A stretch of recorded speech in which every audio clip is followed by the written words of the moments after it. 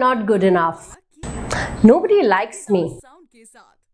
My presentation was pathetic. Each one of us at some stage in our life has had these negative thoughts about ourselves. When we think negative about ourselves, we feel low about ourselves and we behave underconfident. Right? And if you want to change this, then I as a psychologist would want to share a technique with you called putting your thoughts on trial. And it literally means putting your thoughts in a courtroom. It's like a lawyer puts your thought to the judge. He says that my client feels nobody likes him.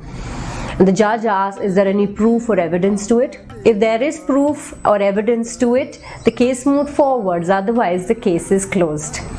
Imagine doing the same thing to your thoughts, challenging them that is it a fact, which means that is there any proof or evidence to the way you're thinking about yourself? Is it a reality or is it just an opinion? That means a subjective view.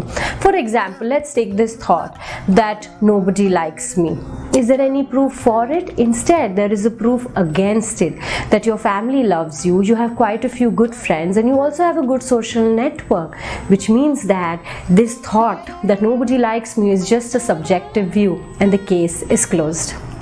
Right? It's such a simple technique, but its impact is extremely powerful, because when you think positive about yourself, you're going to feel happy and you will act confidently.